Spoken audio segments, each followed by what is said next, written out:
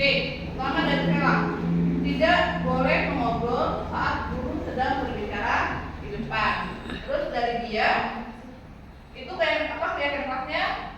Harus menghormati guru dan mendengarkan guru ketika dijelaskan. Tidak tidur di kelas dan tidak membuang sampah sembarangan. Erika, tidak membuang sampah sembarangan. Oke, ada yang mirip ya. Yang pertama, tidak membuang sampah sembarangan. Ini hampir dari semua. Tidak membuang sampah sembarangan.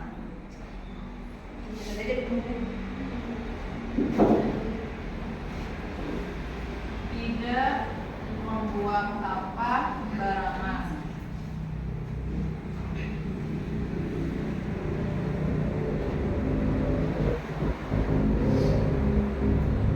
Terus yang hampir mirip ada lagi, tidak membuli teman. Dari Nurvela, mau kelasnya lebih kompak lagi dalam kegiatan pembelajaran. Misalnya kelompok harus semua membantu mengerjakan, berarti bekerja sama ya. Oke, tidak tidur saat jam pelajaran, tidak membuli teman juga. Berarti tidak membuli teman banyak ya. Betul di sini, tidak membuli teman.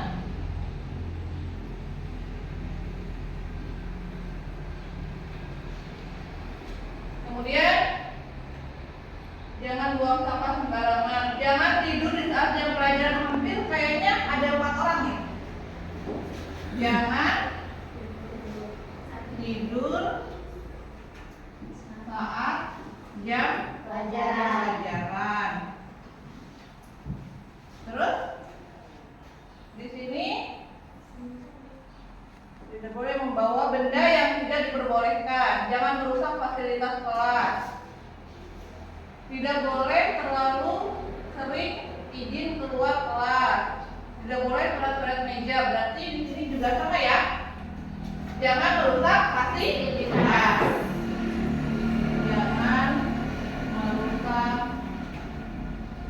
fasilitas. Oke. Ada lagi? Tidak membuang sampah udah ya. Saling menghormati guru dan mendengarkan. Tidak boleh ada bullying. Tidak boleh tidur.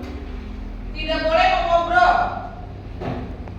Tidak boleh mengobrol.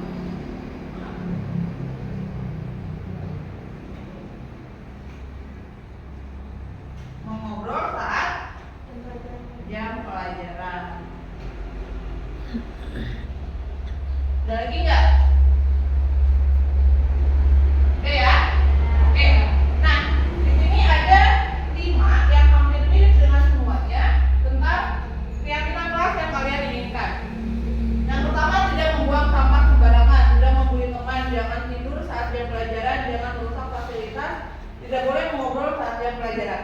Nah, kata ini atau kalimat ini masih dia tidak, jangan, tidak. Ini masih dalam bentuk peraturan. Jadi masih kalimat negatif ya. Kita rubah ke dalam kalimat yang positif. Nah, kira-kira kalau misalkan tidak membuang sampah sembarangan, kalimat positifnya apa? Buanglah sampah pada tempatnya. Buanglah sampah pada tempatnya. Setuju? Setuju. Ditulis yang pertama, buanglah sampah pada Tempatnya.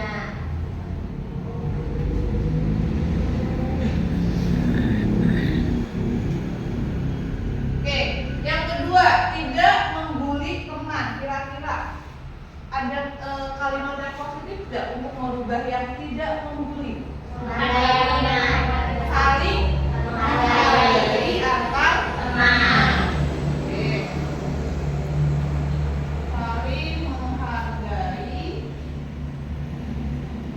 antar. Yang ketiga, jangan tidur saat jam pelajaran. Menghargai guru. Ada lagi yang lain? Ada lagi yang lain? Nah, fokus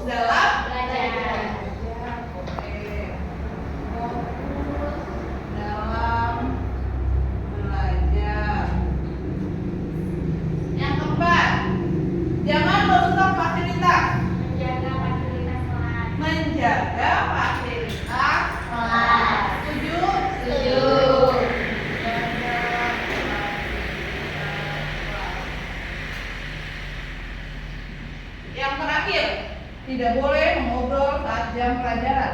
Menghormati dan menghargai guru. Sama nggak dalam fokus dalam belajar? Sama. Sama. Berarti ini dengan ini hampir sama ya? Ya. Berarti keyakinan pas kita ada berapa? 4. Oke, ini adalah keyakinan pas kita. Ada yang mau ditambahkan atau ada yang mau dirubah? Apa udah setuju semua? Setuju. Jadi keyakinan pas ada berapa? 5. Ada? Yang pertama, Buang sampah pada tempatnya.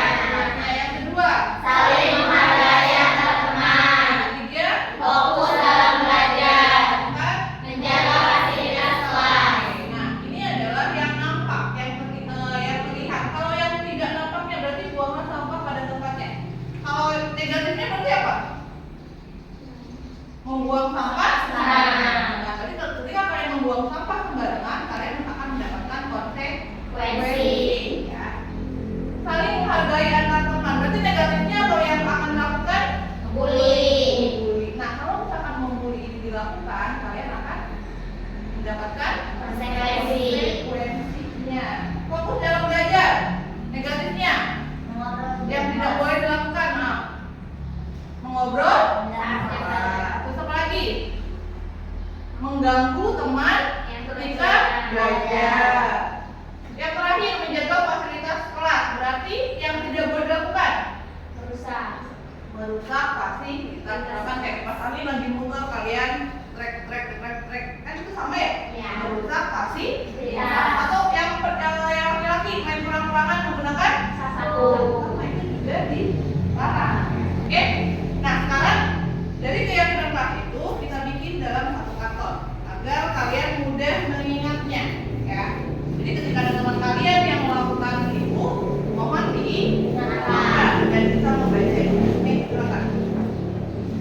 Di mana?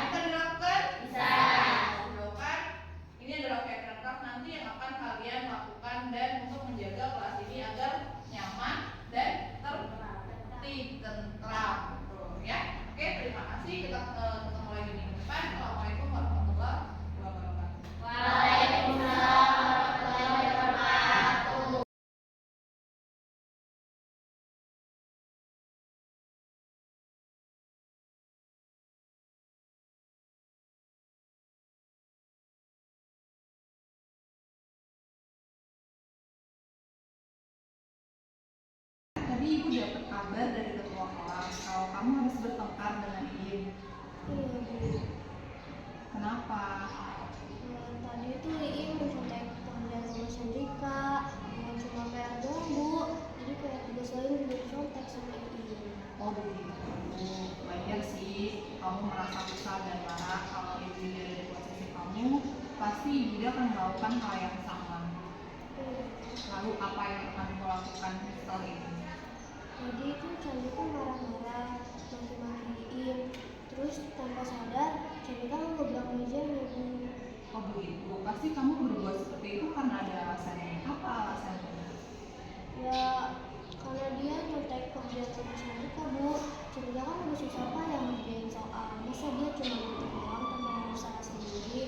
Wajar sih kalau kamu merasa marah karena tidak rela pekerjaan kamu dicontek oleh Iin begitu saja. Ibu sangat menghargai atas tindakan kamu bahwa kamu tidak melakukan tindakan yang lebih dari ini, misalkan kayak menampar atau berantem atau apa bahkan sampai memukuli. Pikirkan tindakan kamu. Apakah kamu marah sampai menggebrak meja itu sudah sesuai dengan keyakinan kelas kita? Tidak, Menurut kamu keyakinan kelas apa yang telah kamu langgar? menghormati antar teman Bu. Iya betul. Menurut kamu menghormati antar teman itu penting tidak? Penting. Baik. Bila menurut kamu itu penting, jadi keyakinan apa yang harus kamu lakukan pada saat kamu sedang marah? Harus lebih sabar. Kamu bersedia memperbaiki masalah ini? Bersedia Bu. Apa yang kamu lakukan untuk menyelesaikan masalah ini? Sandrika harus lebih sabar, harus nahan amarah biar mana jika ada teman Sandrika yang menyontek pekerjaan rumah Sandrika, dan Sandrika bakal melapor ke guru kelas, wali kelas, dan guru. Tepat sekali, Chandrika. Tetap semangat ya. Sekarang silakan kamu kembali ke kelas. Assalamualaikum warahmatullahi wabarakatuh. Saya Chandrika Maispati dari kelas 8H. Saya sangat senang untuk diajak berdiskusi dengan Ibu Ida untuk mengendalikan amarah saya dari perilaku teman sekelas saya. Saya harus belajar banyak untuk bersabar dan menghormati teman-teman. Kim, tadi Ibu dapat kabar dari Bu Tiket. Katanya kamu sering datang terlambat. Iya Bu, Menurut ingatan kamu, udah berapa kali kamu terlambat? udah 5 kali Bu. Sering terlambat itu menurut kamu suatu kesalahan? Iya Bu. Nah, baik Kim. Berbuat kesalahan itu adalah manusiawi. Setiap orang pasti pernah melakukan kesalahan. Yang terpenting kita dapat belajar dari kesalahan tersebut dan berusaha untuk memperbaikinya. Kamu setuju? Iya. Nah, sekarang kita cari solusinya ya, Din. Din sering datang terlambat pasti karena ada alasannya. Udah pengen tahu apa alasan Din datang terlambat? Karena saya sering begadang sambil main handphone Bu, jadi kurang tidur. Kamu tahu keyakinan kelas yang sudah kita sepakati? Tahu Bu? Kalau datang terlambat ke sekolah itu sesuai dengan keyakinan kelas kita tidak? Tidak Bu. Nah, menurut kamu keyakinan kelas mana yang telah kamu langgar? Disiplin Bu. Menurut kamu disiplin itu penting tidak? Penting Bu, karena membuat saya datang tepat waktu ke sekolah dan bisa menghargai waktu. Betul, menghargai waktu itu sangat penting dan bermanfaat bagi kita. Seperti kita bisa menghargai orang-orang yang ada di sekitar kita. Pekerjaan juga tidak akan semu dan kita juga merasa terlatih dengan rasa kepedulian. Ya Bu, saya menyesal sudah sering terlambat. Saya mohon maaf sudah sering terlambat. Oke, ya, sikap Iin sangat baik. Sudah kamu tunjukkan dengan cara meminta maaf. Menurut kamu, apa yang akan kamu lakukan agar kamu tidak datang terlambat lagi? Saya akan tidur lebih cepat dan tidak begadang lagi agar tidak datang terlambat ke sekolah. Baik, Iin, kamu sudah menemukan solusinya untuk mengatasi masalah tersebut dan Ibu sangat menghargai dan juga Ibu akan bekerja sama dengan orang tua kamu agar kamu tidak datang terlambat lagi ke sekolah. Sekarang silakan kamu kembali lagi ke kelas ya. Assalamualaikum warahmatullahi wabarakatuh. Waalaikumsalam warahmatullahi wabarakatuh. Yang saya hormati Bapak Ibu guru serta mahasiswa yang SMP Negeri 1 Malikini.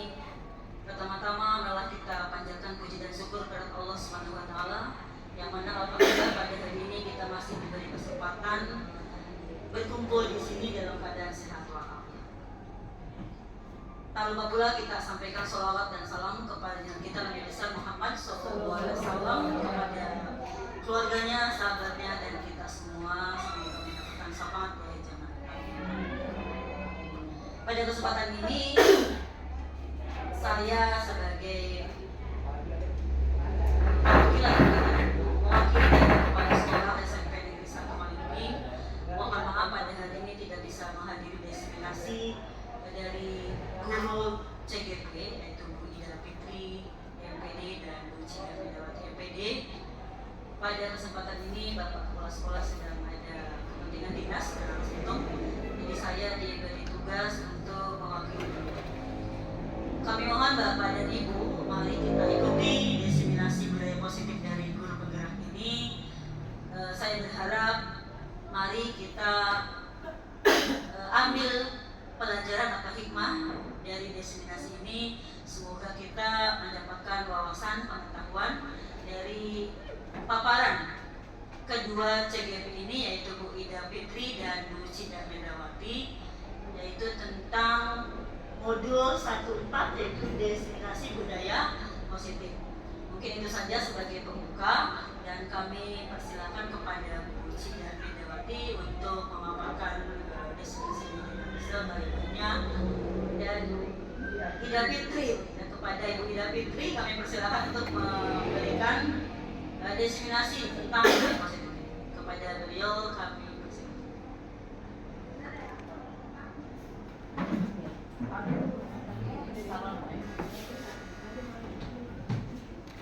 Bismillahirrahmanirrahim. Assalamualaikum warahmatullahi wabarakatuh. Waalaikumsalam warahmatullahi wabarakatuh. Sebelumnya saya ucapkan terima kasih banyak untuk Bapak Ibu semua yang telah hadir dalam diseminasi budaya positif saya. Di sini adalah merupakan kegiatan dari serangkaian calon guru penggerak. Nah, di sini saya akan memaparkan tentang diseminasi budaya positif. Nah, sebelum saya memaparkan tentang budaya positif yang harus dilakukan dalam sekolah, nah saya akan memberikan pertanyaan dulu kepada ibu-ibu semua dan kepada bapak ibu semua. Nah, yang pertama, apakah bapak ibu semua setuju tentang pernyataan yang ketiga ini? Yang pertama, hukuman itu dapat mendisiplinkan anak. Yang kedua, pemberian hukuman dengan hal positif. Kemudian yang ketiga, memberi penghargaan dapat meningkatkan motivasi belajar anak. Apakah setuju dengan pernyataan ini, atau ada yang setuju dan ada yang tidak setuju? Kalau nomor 1 tidak setuju ya. Kalau nomor 1 menurut Ibu Afifah tidak setuju. Ya. Kenapa, Bu? Karena hukuman itu lebih identiknya dengan tingkat kayak tingkat kejahatan gitu loh ya, lebih ke situ arahnya, lebih kriminal. Kalau hukuman Gitu ya, kalimatnya jangan hukuman gitu. Kalau menurut Bapak Ibu yang lain. Tapi kalau nomor 2 sama nomor 3 gimana, Bu? Pemberian hukuman dengan hal positif seperti membaca atau membersihkan halaman sekolah dapat meningkatkan disiplin anak.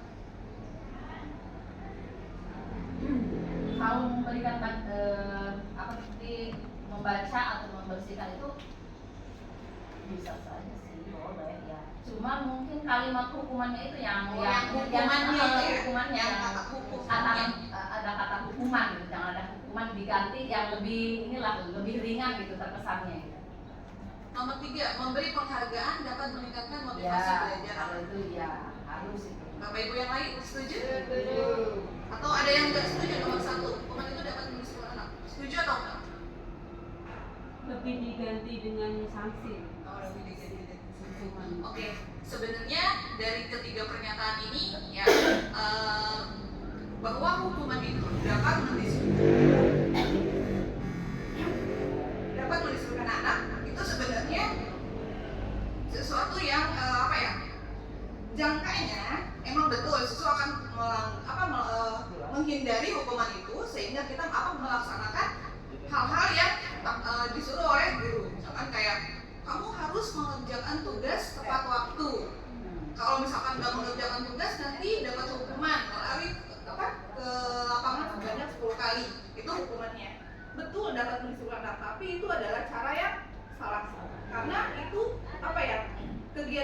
tidak continue, tidak jangka panjang, hanya jangka pendek saja. Oke, selanjutnya. Nah, konsep utama modul budaya positif ini ada 6. Yang pertama ada perubahan paradigma, kemudian ada disiplin positif dan nilai kebajikan, kebutuhan dasar manusia, yang keempat ada keyakinan kelas, yang kelima ada 5 posisi kontrol seorang guru, dan yang keenam ada segitiga restitusi.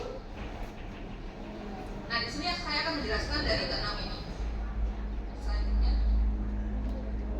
Nah, yang pertama, perubahan paradigma, di mana pembelajaran dengan paradigma baru itu dirancang berdasarkan prinsip pembelajaran terdiferensiasi, sehingga setiap siswa bisa belajar sesuai dengan kebutuhan dari setiap tahap perkembangannya untuk mewujudkan profil pelajar Pancasila. Nah, perubahan paradigma atau stimulus respon teori kontrol atau teori pilihan, siapa sih sesungguhnya yang memiliki kontrol itu? Diri kita sendiri. Nah, di sini ada stimulus respon dan teori kontrol. Yang pertama, ada stimulus respon, kita mencoba mengubah orang agar berpandangan sama dengan kita. Nah, pada teori kontrolnya, sebenarnya itu kita berusaha memahami pandangan orang lain tentang dunia. Kita tidak bisa mengontrol orang lain. Terus kemudian yang kedua, perilaku buruk itu dilihat sebagai suatu kesalahan. Belum tentu, karena semua perilaku itu memiliki suatu tujuan. Terus kemudian yang ketiga, orang lain bisa mengontrol saya. Teorinya sebenarnya hanya kita sendiri yang bisa mengontrol diri kita sendiri. Kemudian saya bisa mengontrol orang lain. Nah, sebenarnya kita tidak bisa mengontrol orang lain. Pemaksaan ada pada saat bujukan itu gagal. Sebenarnya kolaborasi atau hubungan dan konsensus menciptakan pilihan baru.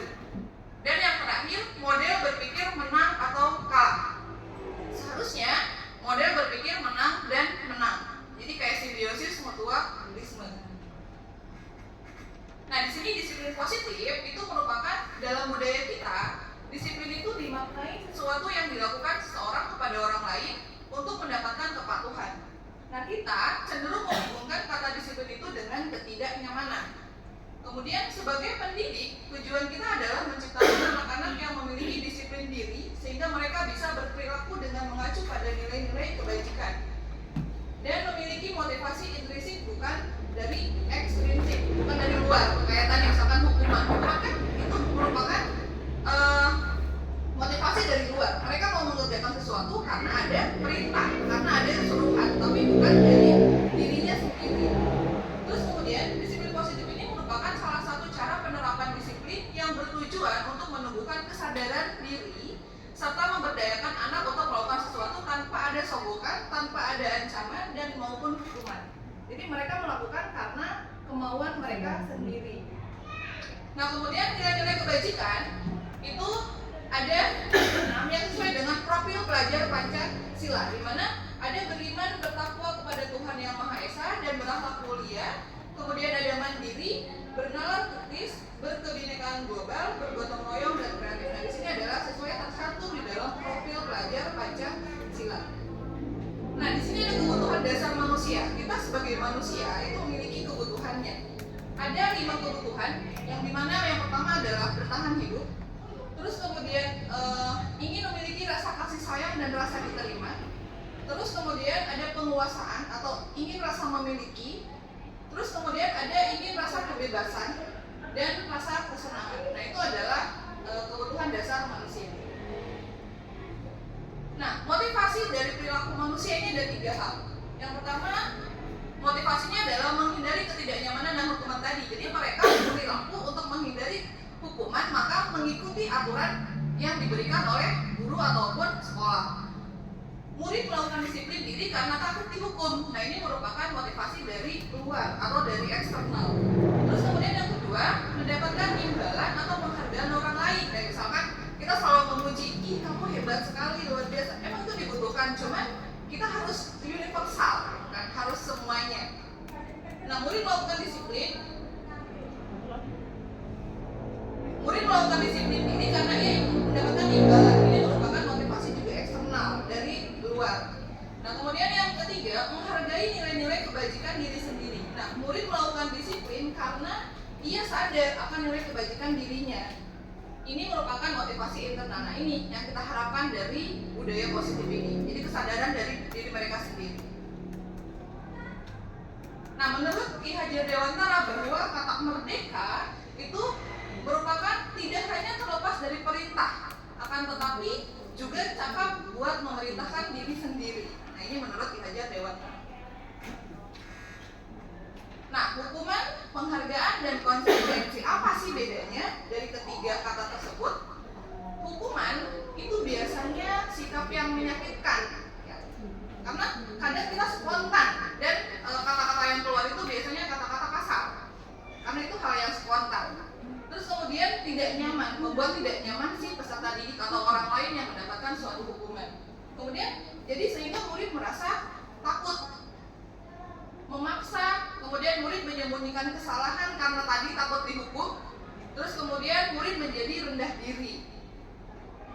Nah, sedangkan penghargaan itu tidak efektif, kemudian merusak hubungan. Jadi kayak misalkan yang satu dipuji nih, kamu nilainya bagus nih, nanti ulangan minggu depan harus luar biasa. Tetapi ada hal yang bisa merusak hubungan antar teman. Jadi sehingga dia merasa minder temannya. Terus kemudian mematikan kreativitas yang lain. Menghukum dengan sistem ranking juga sama, itu merupakan suatu penghargaan tetapi bukan kegiatan dalam budaya positif. Yang terakhir, merampas hak menghargai dirinya sendiri. Nah, sedangkan yang terakhir, konsekuensi itu merupakan penguatan dalam jangka pendek, perlu monitoring berkelanjutan, stimulus respon, murid menghormati peraturan, kehilangan waktu untuk merenungi kesalahan. Nah, ini adalah konsekuensi. Nah, di sini saya akan menanyakan, ada mencatat 100 kali di dalam buku kalimat, saya tidak akan terlambat lagi karena terlambat sekolah. Menurut Bapak Ibu, ini hukuman atau konsekuensi? Mencatat 100 kali di dalam buku kalimat, saya tidak akan terlambat lagi karena terlambat ke sekolah. Hukuman, ya betul. Ini adalah hukuman. Kemudian lari mengelilingi lapangan basket 2 kali karena terlambat hadir di sekolah. Hukuman. Kemudian yang ketiga, murid diminta untuk push up 15 kali karena tidak menggunakan masker ke sekolah. Hukuman. Betul. Menggantikan kertas tugas teman yang telah dicoret-coret. Konsekuensi, betul. Membersihkan tumpahan air di meja tulis karena tersenggol pada saat belajar. Konsekuensi. Murid disuruh untuk mengenakan sepatu seharian di sekolah karena tidak mengenakan sepatu hitam. Hukuman ya, Bu, karena murid disuruh untuk menggunakan.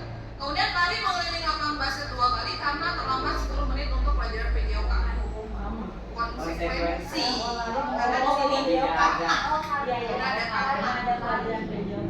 Oke. Nah, perbedaan hukuman dan konsekuensi di sini, kalau hukuman sesuatu yang menyakitkan harus terjadi karena tadi, ya, karena kita dipaksa, kita memaksa murid. Kemudian konsekuensi adalah sesuatu yang harus terjadi, karena kalau misalkan tidak melakukan, kamu akan melakukan ini, mendapatkan hukuman ini, itu konsekuensi. Kemudian membuat anak sakit fisik ataupun hati, mentalnya, untuk jangka waktu yang lama. Mungkin dia merasa malu gitu kan di depan teman-temannya mendapatkan suatu hukuman. Terus kemudian membuat anak merasa tidak nyaman dalam jangka waktu yang pendek, itu adalah konsekuensi. Kemudian perbedaannya, kalau hukuman anak membenci kedisiplinan. Jadi kayak mereka tuh akhirnya memberontak gitu ya. Terus kemudian anak menghargai disiplin kalau konsekuensi, karena dia merasa kalau saya melakukan itu maka saya akan mendapatkan suatu hukuman. Paksaan, kalau hukuman itu ngerasa paksaan, ya udah kamu kalau nggak ngerjain itu kamu gak usah masuk kelas ibu. Itu kan kayak suatu hukuman, paksa. Kita memaksa peserta didik. Sedangkan konsekuensi adalah stimulus dan tanggapan.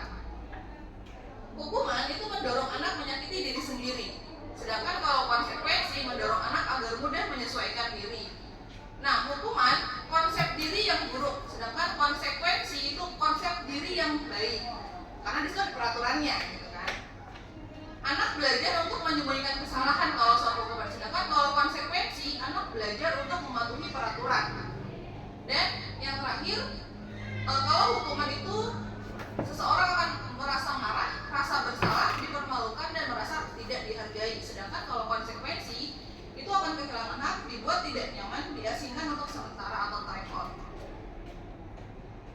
Nah, dalam untuk mewujudkan suatu disiplin positif itu salah satunya kita membuat keyakinan kelas. Assalamualaikum warahmatullahi wabarakatuh. Saya Iim Agustiani dari kelas 8H. Terima kasih Bu Ida. Saya senang sekali diajak diskusi dengan Bu Ida untuk menemukan solusi atas kesalahan yang saya lakukan. Saya tidak akan begadang lagi agar tidak terlambat datang ke sekolah.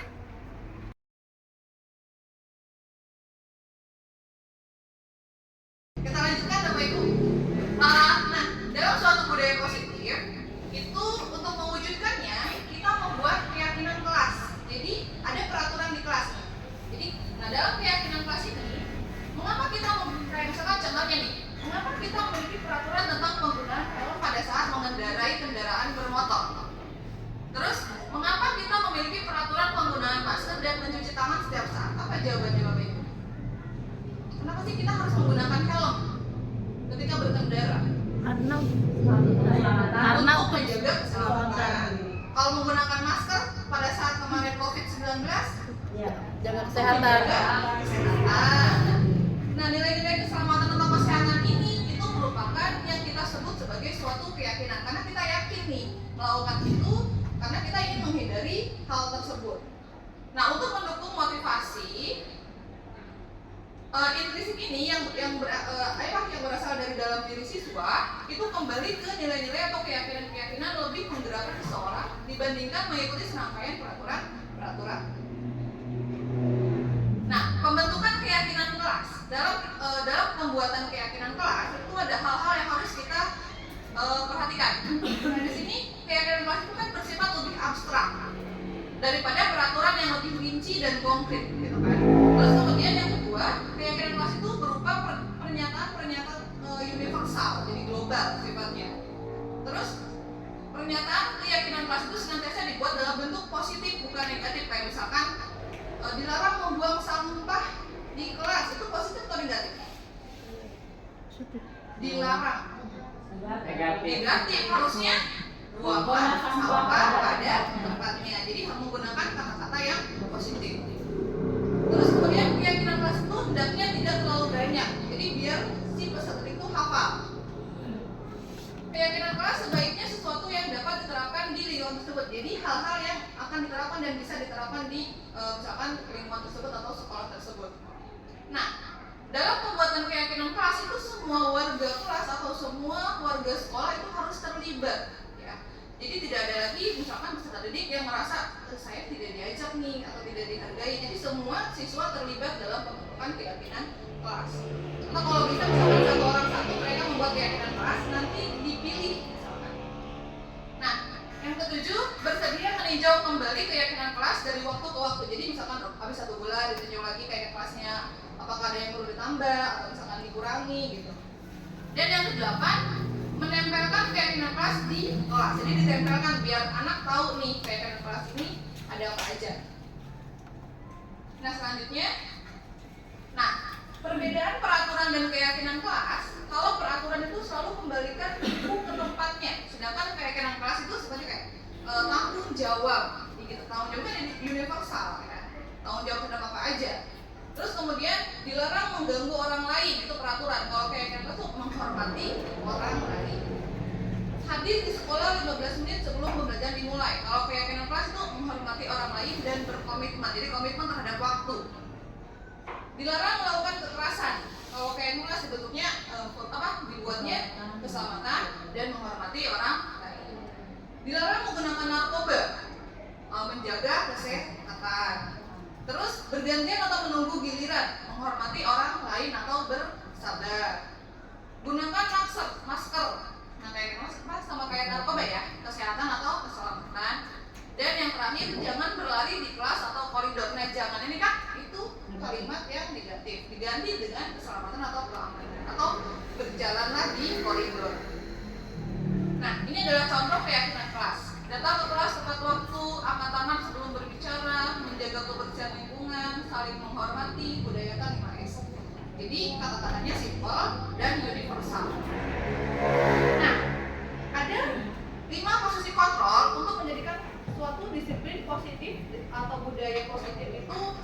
bisa berjalan, itu ada 5 posisi kontrol seorang guru, di mana kelima posisi kontrol ini yang pertama ada penghukum, kemudian pembuat orang merasa bersalah, terus ada posisinya sebagai teman, pemantau, dan manajer. Menurut Bapak Ibu, posisi mana yang paling bagus dari kelima posisi ini?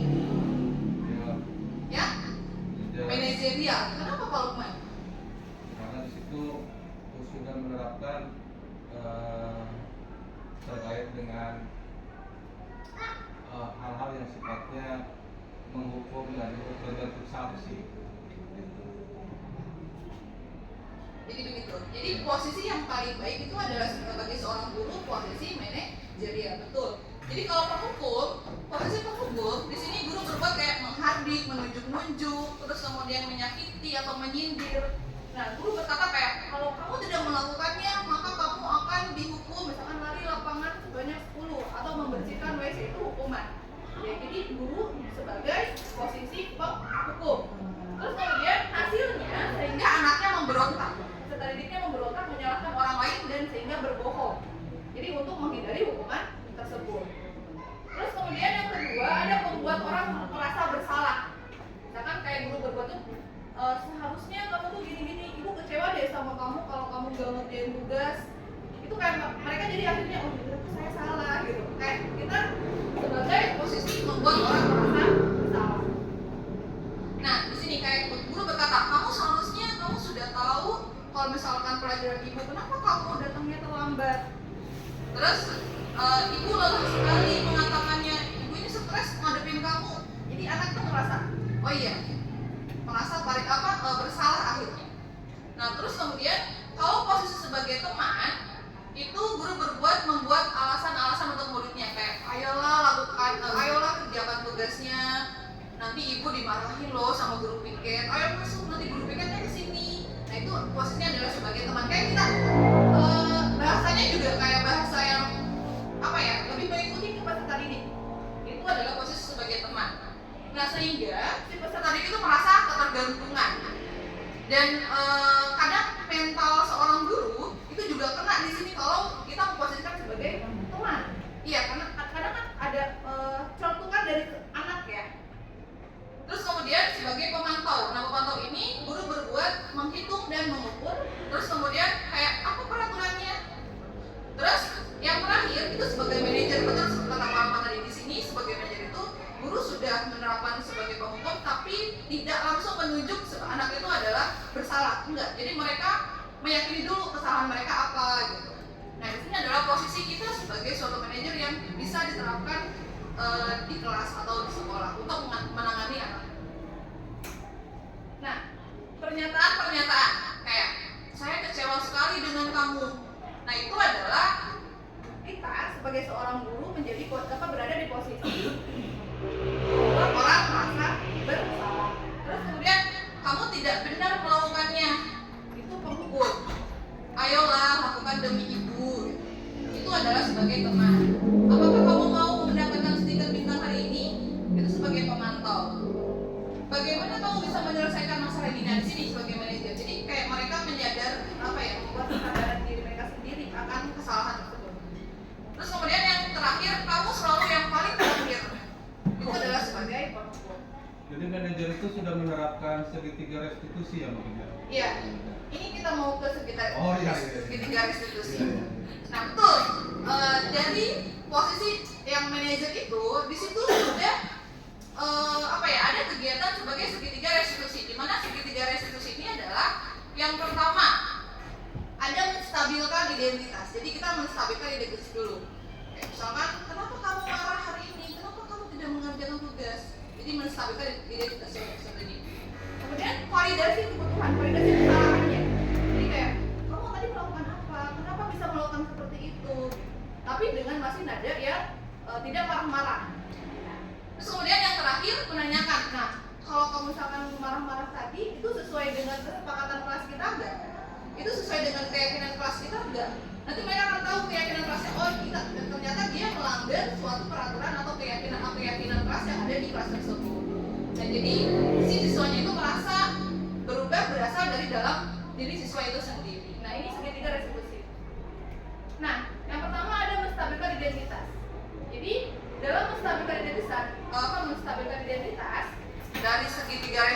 ini untuk membuat anak yang merasa gagal karena berbuat salah menjadi positif terhadap dirinya sendiri gitu. Terus contohnya itu kayak guru berkata berbuat salah itu hal yang manusiawi kok, Bapak Ibu juga dulu pernah melakukan itu gitu. Terus tidak ada manusia yang sempurna. Jadi semua pasti pernah melakukan suatu kesalahan.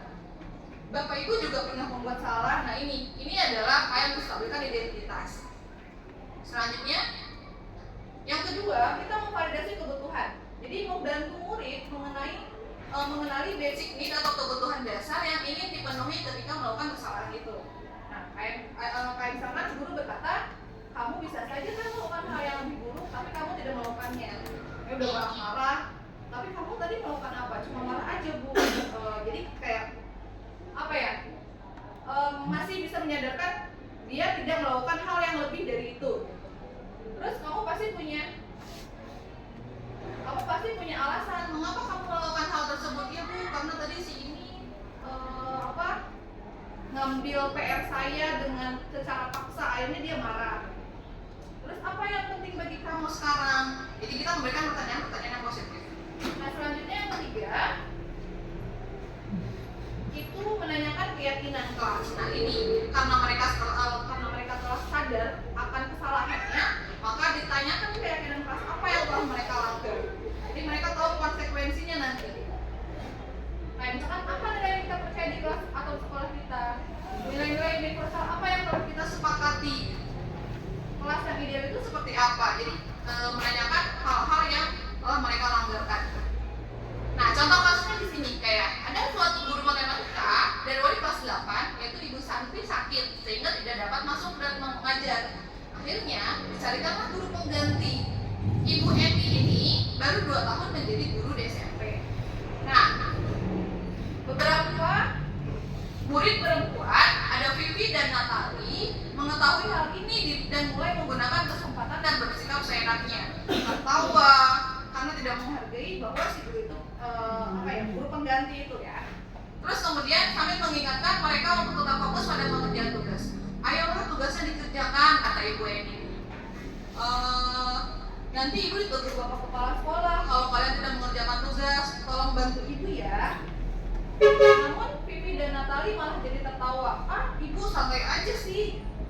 Mereka tetap tidak mengerjakan tugas dan malah mengobrol. Keesokan harinya, Ibu Santi memanggil Vivi dan Natali serta menanyakan tentang laporan dari Ibu Eni. Jadi si Ibu Eni itu lapor sama si guru yang tadi yang mau digantikan itu. Nah Ibu Santi menanyakan apakah mereka bersedia memperbaiki permasalahan yang ada. Vivi dan Natali sempat ragu-ragu dan membela diri, namun pada akhirnya mengatakan akan meminta maaf. Ibu Santi menanggapi bahwa tindakan itu boleh saja dilakukan bila mereka sungguh-sungguh ingin meminta maaf. Namun si Ibu Santi ini menanyakan kembali apa mereka bisa melakukan untuk menggantikan rasa tidak dihormati Ibu Santi. Baik Vivi maupun Natali mengakui bahwa perilaku mereka tidak sesuai dengan keyakinan kelas. Nah Ibu Santi ini melanjutkan kembali apa yang akan mereka lakukan untuk memperbaiki masalah. Nah dari kasus ini menurut Bapak Ibu, posisi sebagai apakah si Ibu Eni ini yang tadi sebagai guru pengganti? Teman. Sebagai teman. Kenapa dikatakan sebagai teman? Karena tadi dia kata-kata Ayolah kerjakan tugasnya, nanti Ibu dimarahi loh sama Bapak Kepala Sekolah. Betul. Jadi si Ibu ini dia posisinya memposisikan diri sebagai teman. Akhirnya si Ibu Santi itu kayak merasa kayak sebagai teman, sehingga dia udah Bu santai aja. Ya. Nah dalam kasus di atas, langkah-langkah restitusi apa saja yang sudah dilakukan oleh Ibu Santi? Ibu Santi itu tadi sebagai guru yang diganti itu. Nah di sini menstabilkan identitas. Kayak Ibu Santi menanyakan apakah mereka bersedia melakukan permasalahan yang ada. Nah tadi Vivi juga sudah mau meminta maaf. Ya. Terus kemudian memvalidasi tindakan. Nah Vivi dan Santi, Vivi dan Natali tadi juga sudah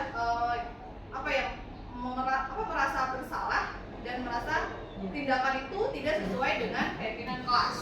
Nah terus kemudian menanyakan keyakinan Ibu Santi dan melanjutkan kembali apa yang akan mereka lakukan. Nah ini posisinya sama tadi sebagai teman. Selanjutnya, nah untuk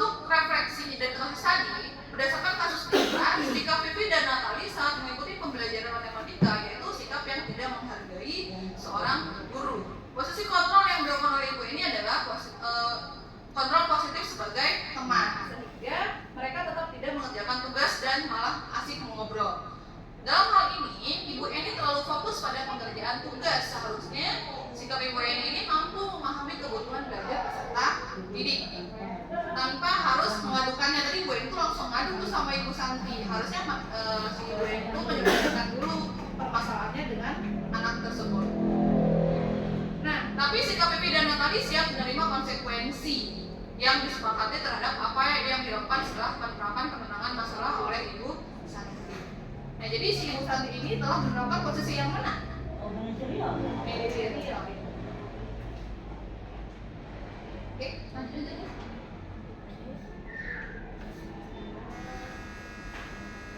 Nah, jadi seseorang itu akan tergerak dan bersemangat untuk menjalankan keyakinan kelas daripada hanya mengikuti serangkaian peraturan. Semoga dengan menerapkan restitusi ini kita dapat mewujudkan budaya disiplin positif dan dapat menuntun murid dalam solusi dari setiap permasalahannya dan meyakinkan mereka untuk mengetahui akan menjadi orang seperti apa nantinya apabila mereka melakukan hal tersebut. Sesuai pernyataan Ki Hajar Dewantara bahwa disiplin itu diperlukan untuk menciptakan murid yang merdeka. Nah, itu adalah kegiatan atau hal-hal yang bisa diterapkan dalam budaya positif. Jadi ada membuat keyakinan kelas, ada segitiga restitusi dan 5 posisi kontrol seorang guru. Nah, mungkin itu saja yang bisa saya sampaikan. Selebihnya saya minta maaf. Assalamualaikum warahmatullahi wabarakatuh. Waalaikumsalam warahmatullahi wabarakatuh. Waalaikumsalam warahmatullahi wabarakatuh. Izin bertanya Ibu ya. Terima kasih atas waktunya Ibu Cida dan Bu Ida. Pertanyaan saya ini ketika saya fakta di lapangan ya. Jadi kadang saya sebagai guru itu suka terpancing emosi gitu loh, Bu. Ketika anak itu melanggar aturan. Pertanyaannya adalah bagaimana cara supaya agar tetap tenang dan lancar dalam menerapkan disiplin positif atau dari segitiga restitusi saja Ibu pertanyaan saya. Terima kasih Bu. Assalamualaikum warahmatullahi wabarakatuh. Mungkin sedikit saya tambah dari saya. Nah, biasanya bagaimana kita cara mengontrol emosi kita? Nah, awalnya kita mengenali perasaan siswa terlebih dahulu dengan cara bagaimana? Biasanya refleksi di awal. Kita kenali rasa mereka. Jadi kayak kita menyebar satu post-it. Bagaimana perasaan kamu sekarang? Ketika mereka menulis tuh, ada yang merasa bahagia, ada yang merasa misalkan lagi kesel atau lagi misalkan malas kayak gitu. Jadi akhirnya kan ditempelkan di depan, kita mengetahui nih perasaan mereka sendiri sebelum mengikuti pembelajaran. Karena mereka melakukan sesuatu karena ada hal yang mengganjal di dalam diri mereka itu. Jadi kita kenali dulu siswa tersebut sebelum kita melakukan pembelajaran. Jadi kalau misalnya mereka lagi kesal, kita tanya, kamu kesal kenapa? Kita sampaikan dulu emosi mereka. Gitu. Itu adalah salah satu cara untuk menjaga emosi. Terus kemudian kita juga harus bisa kenali amarah kita. Apakah nanti kalimat kita yang keluar akan menyakiti siswa? Gitu. Nah, itu adalah salah satu bagaimana cara kita mengontrol suatu emosi. Mungkin itu saja tambahan. Terima kasih. Oke, baik Bu Sulisana, berarti intinya dari kita yang pertama harus diadakan refleksi di awal dan di akhir. Nanti kalau untuk di awal berarti kita untuk mengetahui nih bagaimana perasaan anak itu sebelum belajar dengan kita. Nah, nanti di akhir bagaimana perasaannya setelah belajar. Nah, yang kedua berarti pastinya kita harus punya posisi kontrol diri. Itu ya Bu. Ada lagi Bapak Ibu yang lain? Enggak ya. Silakan Bapak Ibu yang lain, ada lagi? Satu pertanyaan lagi. Dari bapak-bapaknya. Dari bapak-bapak boleh? Bapak Isal boleh? Pak Jalu katanya. Pak Jalu silakan.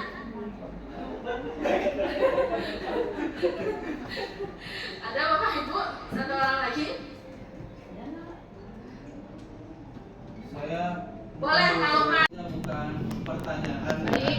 tapi hanya berupa cerita saja. Oke. Yang saya alami. Boleh mau di depan Pak Lukman berceritanya biar pakai mic? Boleh? Boleh, silakan. Dengan kasih aplaus dulu untuk Pak Lukman. Asal jangan cerita Sabrina lagi ya. Iya. Terima kasih Ibu Cida sama Ibu Ida Fitri yang sudah memberikan kesempatan pada saya untuk berbagi pengalaman mungkin ya, karena bentuknya di sini bukan pertanyaan tapi berupa pengalaman saja. Saya pernah mengalami ini terkait dengan mungkin agak nyambung dengan yang dialami oleh Ibu Sana tadi. Ketika saya masih di di modul 1 mau memasuki modul 2 dan pembelajaran sosial emosional belum saya pelajari pada saat itu. Saya mengalami sebuah peristiwa di kelas 9G dan sempat berkoordinasi juga dengan wali kelas pada saat itu. Saya temukan di proses pembelajaran anak satu kelas itu tidak mengerjakan tugas, hampir satu kelas gitu. Nah, sebagai guru pastinya manusiawi ya, apa yang sudah saya minta ke anak untuk mengerjakan tugas tersebut ternyata tidak ada terkait dengan keyakinannya bertanggung jawabnya sebagai murid pada saat itu. Saya tidak sadar apa yang saya lakukan. Saya tinggalkan itu ruangan kelas, saking jengkelnya, saking marahnya. Tapi saya tidak tadi sampai menunjuk-nunjuk dan marah-marah. Saya tinggalkan itu ruangan kelas itu. Saya ke ruang guru. Saya menarik napas, ya, dalam-dalam. Saya keluarkan kembali. Nah, ya, seperti itu. Setelah saya tenang, baru saya berkoordinasi dengan wali kelas. Mungkin Ibu Sulastri pada saat itu mengalami apa yang saya ceritakan pada saat itu sebagai wali kelasnya. Ternyata tanpa disadari apa yang saya lakukan di sana sudah menerapkan pembelajaran sosial emosional yang padahal pada saat itu belum saya pelajari. Nah, terkait strategi apa atau model apa, nanti saya tidak mau mendahului PP dan fasilitator ya. Nanti akan ditemukan oleh Bu Cida dan Bu Ida Fitri seperti itu. Ya, terima kasih. Wallahul muwaffiq ila aqwamit thoriq. Wassalamualaikum warahmatullahi wabarakatuh. Ya, kasih apa dulu untuk Pak Lukman. Baik, terima kasih Pak Lukman, luar biasa ya. Ini sebuah pengalaman berarti ya. Pengalaman tadi salah satunya untuk masih bisa menjawab dengan pertanyaan guru anak cara mengelola sosial emosional. Ya Bapak Ibu ya. Ada lagi yang mau bertanya sebelum kita tutup Bapak Ibu? Sudah cukup ya, karena ini sudah zuhur juga. Baik Bapak Ibu, itu saja yang bisa kami sampaikan dari saya dan Bu Ida Fitri. Sebelumnya kami ucapkan terima kasih atas support Bapak Ibu ya untuk perjalanan kami di CGP ini. Karena ini baru satu modul yang tidak kita selesaikan, baru modul 1.4 nih Pak Lukman.